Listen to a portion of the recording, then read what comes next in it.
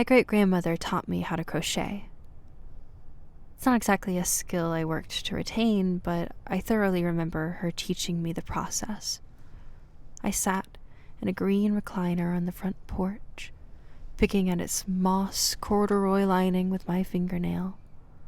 My gaze would flick back and forth between her hands and the window as she explained her methodical process. The sunlight coated the springtime grass in a radiant hue, illuminating the flowers that grew in the front yard. The colors were so vibrant that they demanded every bit of my attention. They danced around one another, as if to live entirely within a nostalgia I had yet to find. I guess I stared for too long, because after a while she just went back to silently crocheting. I looked back at her hands with the same level of curiosity I'd given to the yard. I still had no clue what she was doing, but it held a beauty of its own. The hooks flowed through the yarn like a hand in a creek, as they weaved their way to where she guided them. Their warm tones mixed together like sundrops on the dirt. I saw my childhood unfold as the multicolored strands folded over one another, going through, out, around, and getting stuck where they had been placed. Footsteps echo off of pale concrete as my work shoes slam to the ground at a hurried pace. My new job demands a lot of its workers, but I have a feeling my first paycheck will make it well worth the ache in my legs.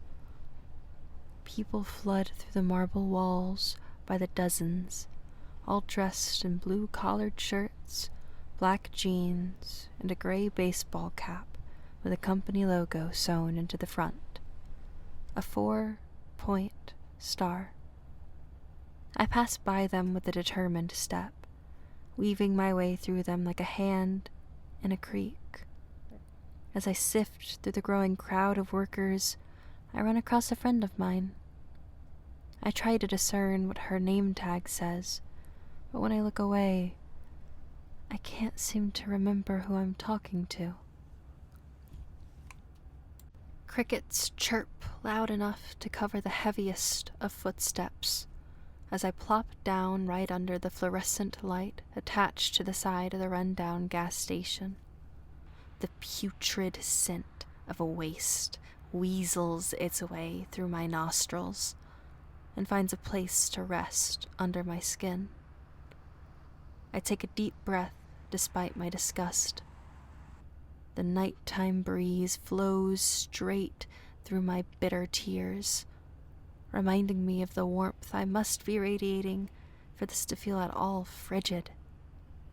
A sense of hope stirs through the mist with that reasoning. A white Subaru pulls up next to me, and I hop in the back. The smell of a familiar woodsy air freshener mixes with the heat emitting from the seat warmers to singe the insides of my mouth. I stare absently towards the floor, attempting to avoid meeting eyes with the worried stares fixated on me. A fleeting moment of silence passes before the first question. Are you hurt?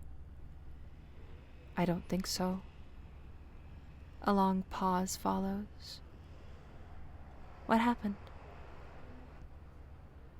I don't know. The potential symptoms that can be caused by 24 hours without sleep are as follows: decreased reaction time, decreased attention span, decreased general alertness, increased irritability, increased anxiety, and a potential for depersonalization and mild hallucinations. Mild hallucinations can take the form of visual hallucinations, somatosensory hallucinations, and auditory hallucinations. An academic article studying the potential cause of hallucinations and the gradual progression towards psychosis due to sleep deprivation claims that a majority of these hallucinations are visual, present in 90% of studies, followed by somatosensory, present in 52% of studies, then auditory, present in 33% of studies. The individual will likely feel an urge to go to sleep. I notice that someone new is standing in the middle of our conversation. Their features shift as I try to remember. My friend looks at them with an expression that can only be described as a dance between guilt, anger, and pure fear. They all struggle to maintain dominance over the shape of her face. The figure asks for my name. My next words stumble out of my mouth as my lips smash together to repeat the same stuttered sounds. I can't remember what I was supposed to say. I look out where the marble walls should be, the once massive stone traded for an empty field that spans miles beyond the edge of my view. I gaze out at the ethereal expanse and ask for their name. They give a polite smile and gesture out towards the sky. All of the zodiacs lie in a circle, the top point of each relying on the same star. Each of them is gently hugged by a different color hue, melding the space between them with combinations of swirling radiance. The colors danced around each other, as if to live entirely within a web I had yet to find myself stuck in. My eyes get caught in the lines between white dots in the sky, and I find that my gaze remains fixed. The figure speaks. Cyst. I slow down to a walking pace, heaving, cold, frantic air. It stings the inside of my lungs as I attempt to breathe in, and burns the inside of my throat as I cough it out. I didn't think about where I would be heading. I hardly know where I am. Just that I needed to put distance between me and the 10 walls of that trailer. The weight of that choice lies so heavy on my chest that every step feels like pressing my way through thick mud. As I walk further down the street, I feel the bitter bite of January air nab at my fingertips. I find no comfort in the shade of the trees on the side of the road. Their branches block the radiant aura of moonlight that kept me protected. The shadows creep their way up from the tree line and over the road lines, grasping at my work shoes. What worries me even more, though, is that I'm tempted to entertain them. Cutting through the woods would certainly help me make good distance. Plus, I should know where they lead, assuming I can find a spot I recognize. Just as I feel my feet begin to veer away from the moonlit road, I plant myself firmly into the ground. I need somewhere to go, and I have no idea how to make that decision. I call a friend of mine. The phone rings only once before they pick up. They try not to show it, but the concern in their voice leaks its way out of every stumbled over word. When I respond, I can't manage anything other than a hollow tone that paints my every thought with apathy. Head to the gas station. I'll meet you there. I get off the phone. The only thing I can manage to recall is the way the stars looked at me right before I left.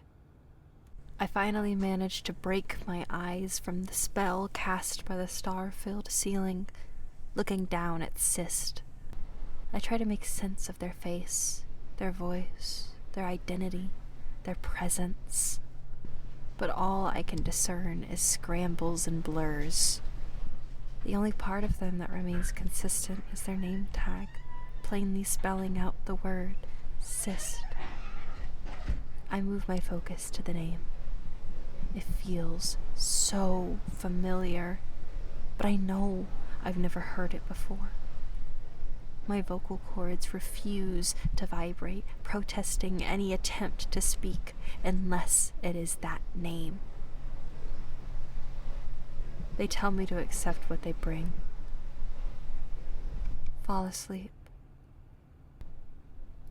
The zodiacs steal my stare once more as they consume the world around me. Their points act as pupils through which I know they are looking back at me. They have trapped me beneath the crushing weight of a void. I think about what Sist said to me, and a single thought pierces through my skull, stinging like a migraine. I am asleep. After 32 hours without sleep, the earlier symptoms listed become increasingly likely, and added to the list is a potential for microsleeps. The National Sleep Foundation describes microsleeps as a period of several seconds in which you fall asleep. You may appear to be awake, or even have your eyes open, but your brain does not process information. The urge to sleep strengthens. I try to move and find that my body is now nothing more than a thin white light. My limbs act solely as the lines that connect different points on a constellation. Searing heat radiates from me, but I find myself shivering as the void snuffs out any bit of light that may escape my visage. I close my eyes, desperately trying to wake myself up, but the vacuum maintains its rule over my sight when I open them again. After what feels like hours of floating in a lucid prison, I give up, unwilling the situation to end. I become numb to the weight of the void and allow the sightlessness to consume my gaze entirely. I will keep my eyes closed from now on to ensure I revel in the aimlessness. I give my hope to the crushing shade surrounding me. It will bring me to where I need to be, where I deserve to be. I bring my hands up to cover my eyes, wrapping my fingers around them as I place the final seal upon their tombs. I slam the door behind me without saying a word. I hear her go to say something, but I'm out before the words leave her mouth. I dash as fast as I possibly can. Gravel in the driveway shoves deeper into cold dirt as my work shoes slam down into the ground. I come to an abrupt halt at the edge of the driveway. I take one last look at those marble walls and realize that they were sealed off behind me. She didn't follow me out. I look up at the night sky to find a floating luminescence offering to guide me somewhere. I keep my eyes on the moon and run. I can feel nothing other than the pounding in my chest, as if someone was trapped inside of my rib cage, begging for release. The light of my arm pokes through the slightest crack in my eyelids. I can still see. After 48 hours without sleep, the risk for all previous symptoms increases with the addition of complex visual, somatosensory, and auditory hallucinations and temporal disorientation. It can also be added with the worsening of previous symptoms that the individual may experience a lack of coherence, organization, and logical progression in thought processes. The urge to sleep becomes overwhelming. I open my eyes as wide as I can, refusing to blink until I force my way out of the daze of this dark haze. I bring my hands up, and with all the tenacity of an arrow, desperate to dig through the air around it, claw my way out of this tomb of slumber. I scratch and sift through the mist until I feel a scratching deep in my chest, beneath the very skin that would dare keep me hostage in such a nightmare. I feel a warmth on my fingertips as they push their way through a small crack of light. I wake up. We started fighting over crochet hooks or dirt or four-pointed stars. Once the yelling began, I tried to escape to the void, but she kept me well within the crushing weight of her gaze. I tried to reason with her. I don't know what your name means. That's not the point she was making. You don't know what you're talking about. I don't know what you just said. I sit on my bed and desperately try to take in the details of the world around me. There's only one working light bulb in the ceiling.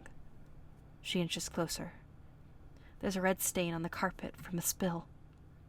I lose myself to the dance of guilt, anger, and pure fear. There's a burn mark on the side of my thumb from where I burned myself on the microwave. I stay floating as she continues towards me. There's only one star in the ceiling.